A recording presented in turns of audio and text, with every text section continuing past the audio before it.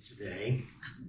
We'll just go around and we'll each talk about our genealogy. My paternal family came from Ireland during the Great Starvation era that happened in the mid-19th century. When I was in Ireland, I got to go to the very city that my great-great-grandfather had lived in. And, if you get on Ancestry.com, they'll tell you what ship your ancestor got on to come over here. And they even had a drawing of the ship. My maternal family is from England and came into the colonies in like 1750 and settled in western Pennsylvania and then moved to Iowa. And that's all I know about them. What I know about them is that they came here to start a life, to be productive members, to escape where they were and blossom. And I hope that each and every one of us, the ancestors of our immigrants, is blossoming, is living in the fullness of what we're able to do here. And I have to tell you that this yesterday morning, I have a beautiful talk about the 3 faces of love, all written out and ready to go. If you want to hear it, I could run to the car and go get it. Oh, okay, too late. Sorry, I can't do that. But yesterday morning, I woke up and I thought, there's an elephant in the room that we need to talk about. And so I hope you're okay if we talk about the elephant in the room. And the elephant in the room is that we are in a very difficult, polarizing time in our country. That there are things going on the internet, in our country, nationally, and I'm not being politically, there's just a lot going on. And it causes me, to feel chaotic. It causes me to not be comfortable necessarily with who I am and where I am. But what I know is, I'm going to read you what I know.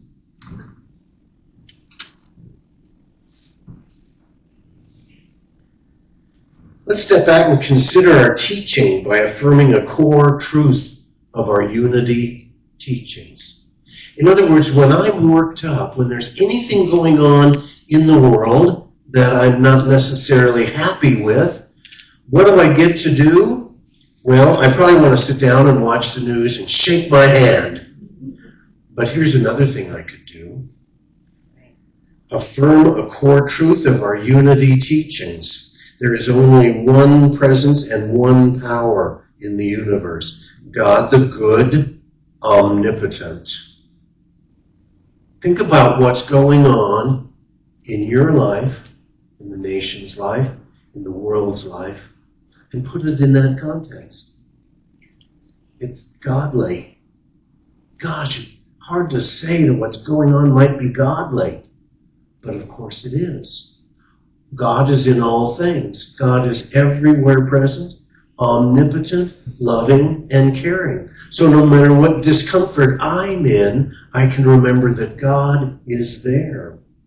We are eternal consciousnesses in human form.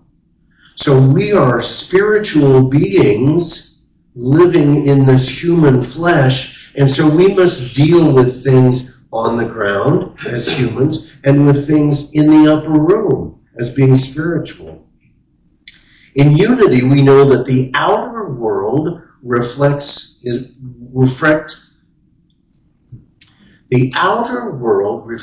our inner consciousness. Where we are today, what we see in our life today, reflects what our thinking pattern is, our basic pattern, our uplifted pattern. And there's a hard truth. I can't control everything in the universe. I've tried. And I got 95% there. But there's always that a little bit I can't get my hand around. And that's when I have to remember that God's in charge. And just because I can't control everything in the world, but I can control my reaction to it. Isn't that the truth? That the feelings I'm having of discomfort, are they your fault? Or shush. Or your fault, or your fault, or any of our faults? No, they're my fault.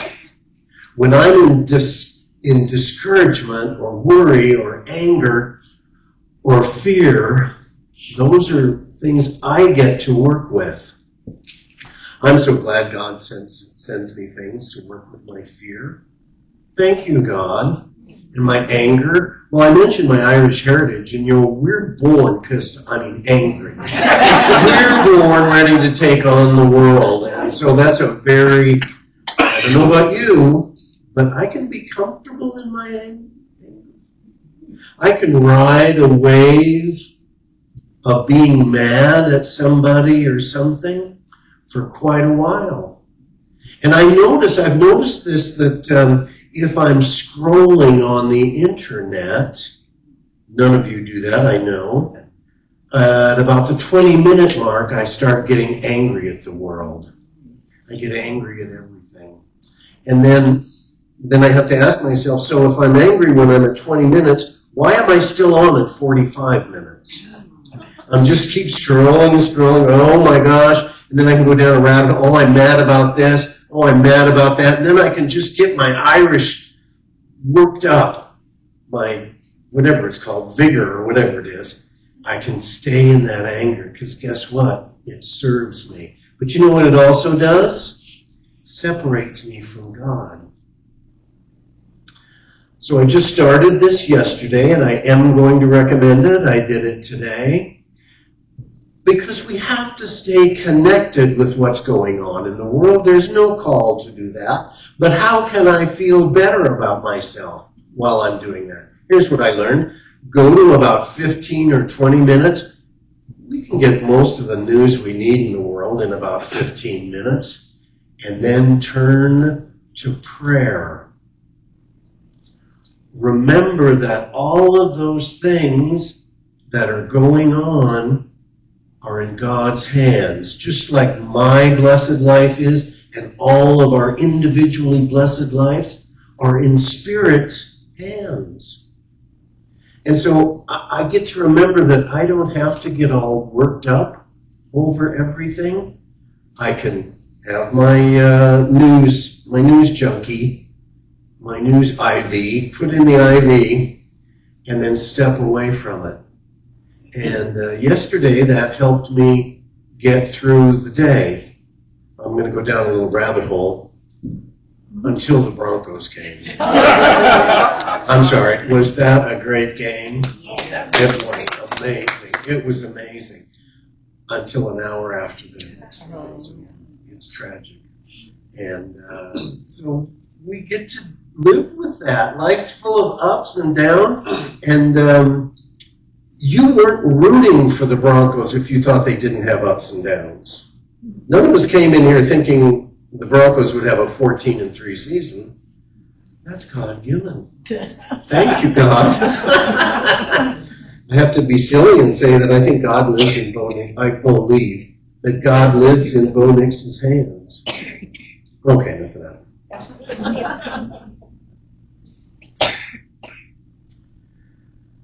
Imagine for a moment a stormy sea. Waves crash wildly, winds howl, and it seems impossible to find calm.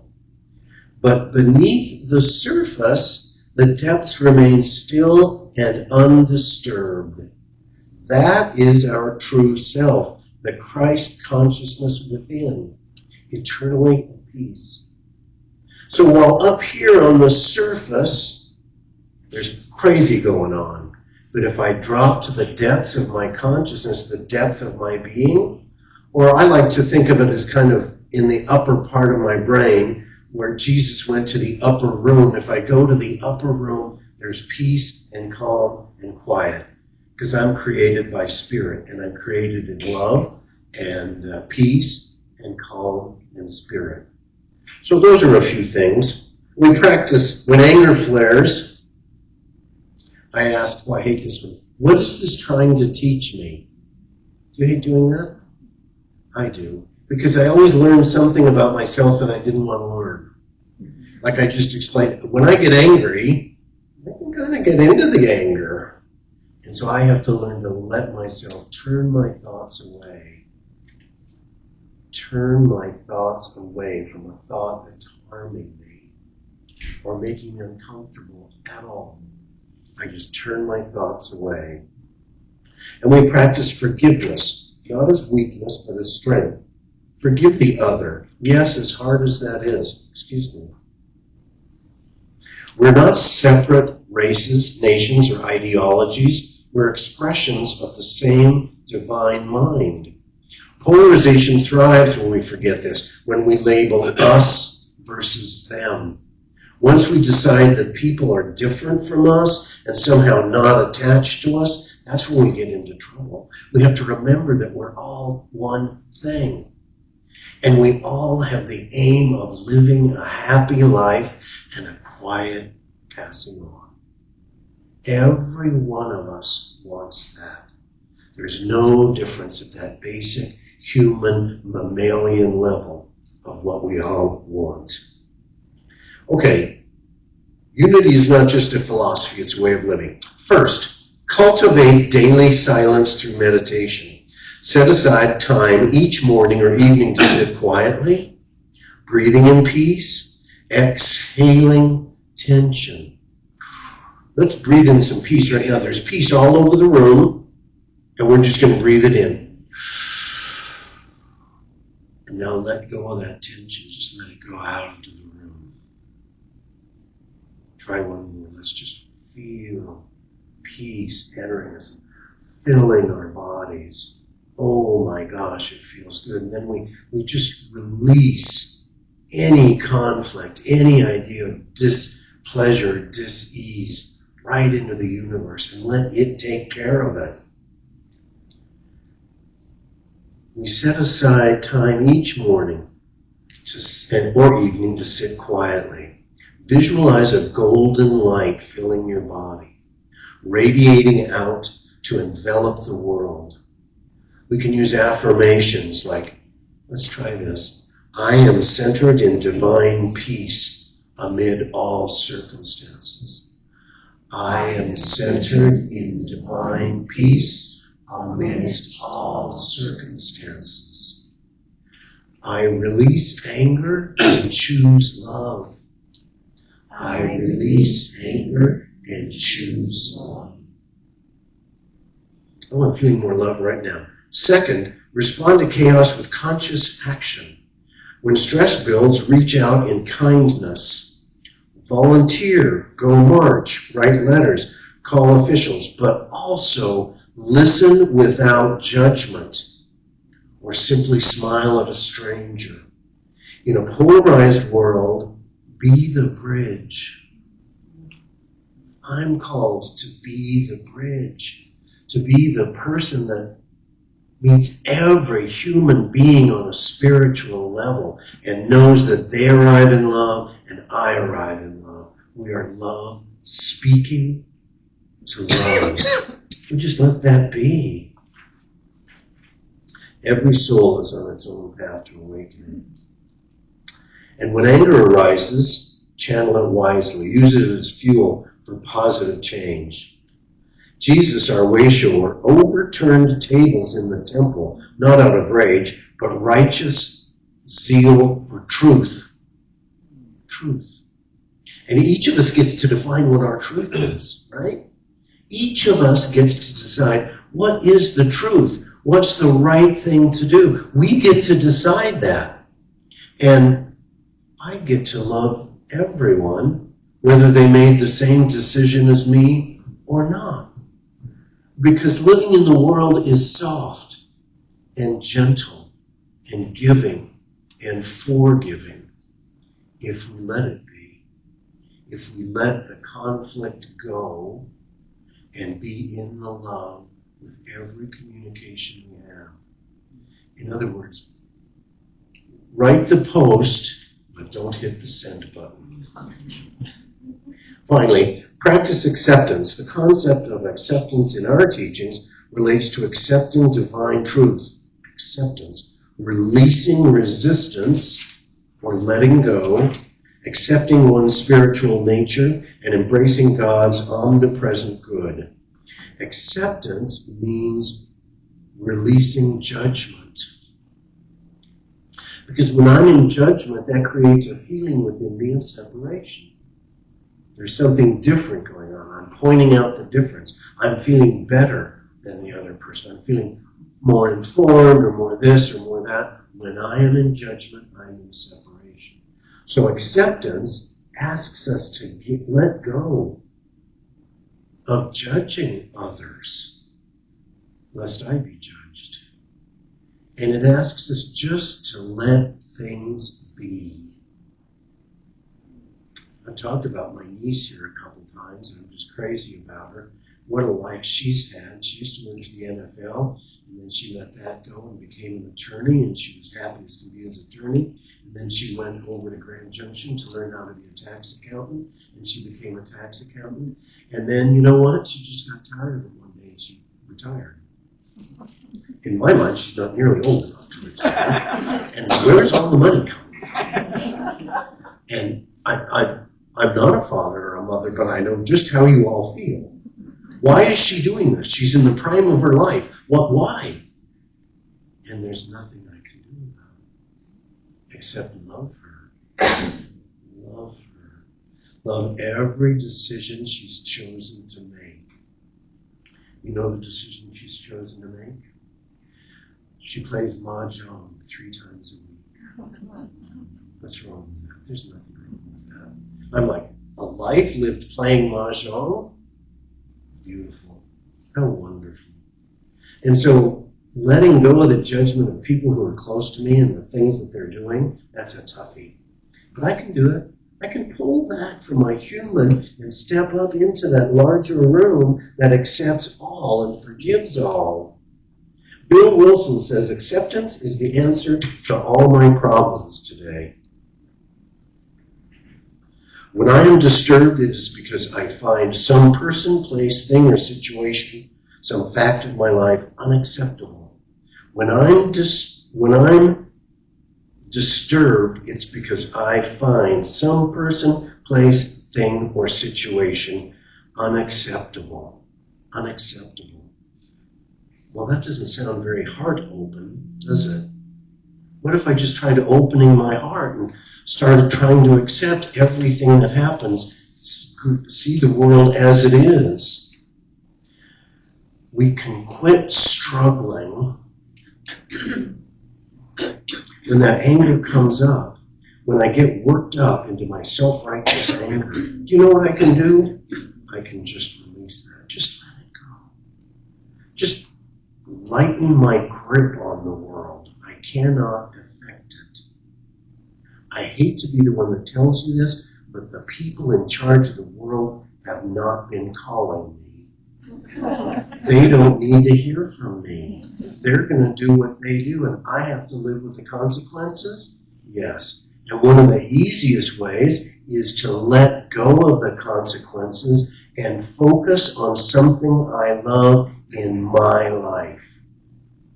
Don't be mad and try and push things my way. Let go and find something that fills me with love and joy. Like mahjong, you know? It's the simple things. It's the simple things. After this service, you know there's a Philly cheesesteak sandwich over on University. Life's good. Life's good, and I deserve a Philly cheesesteak sandwich. It's the simple things. Let's just keep it simple and take care of ourselves. The world may seem fractured, but in spirit it is whole. As we close, let's affirm, I am peace, I am love, I am one with you all. May this truth guide you through every storm. Oh, let's have a little meditation on all that. Let's let it sink in.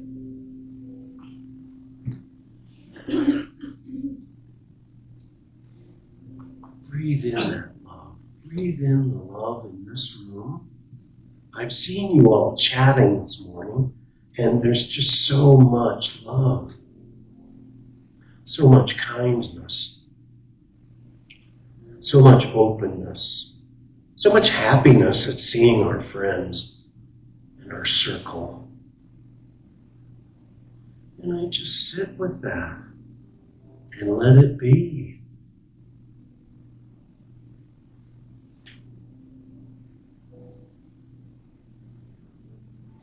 And I hold that I'm okay. I'm perfect. And so is the world.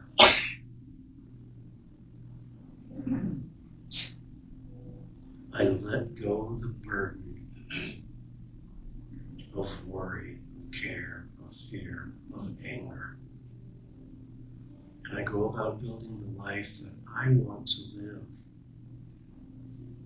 in my own truth, by my own rules, by the freedom granted to me by what we call spirit.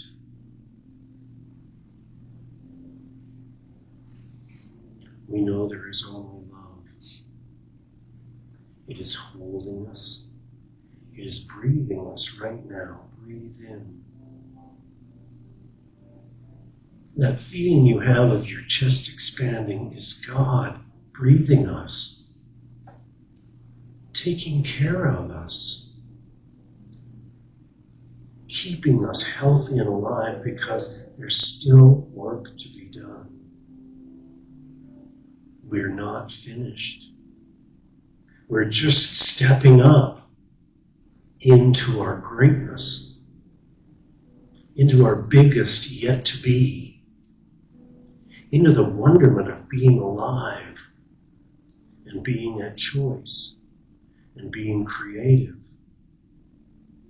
What a wonderful group of things to know and trust in.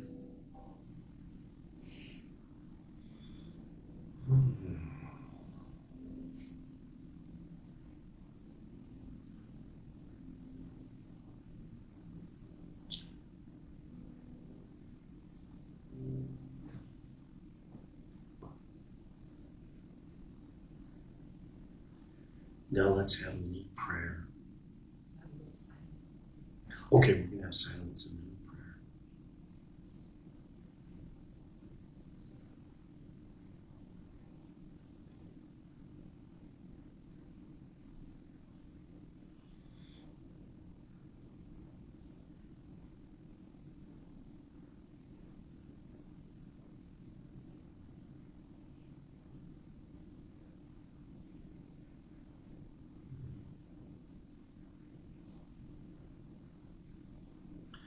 We go through today uplifted. We go through today in our highest sense of being, calling in good, calling in health, calling in prosperity, calling in all the things we desire. We own as facts all the things we desire, and we nurture them with positive thoughts, lofting prayers to Spirit, which is right here with us right now. We know that all are healthy, that all are peaceful, that all is well in the world, because all is well in our hearts. All is well in our hearts and in our minds and in our spirit. So it is with deep gratitude and a deep sense of the grace that Spirit brings to each of our lives that we release this prayer. We've known the truth of it, and now we let it go, knowing that the truth of it is acting right now for our good. What we have said is truth in spirit, and it is now truth in embodiment. Thank you, Universal Mind. Thank you, Source. Thank you, thank you, thank you. Amen.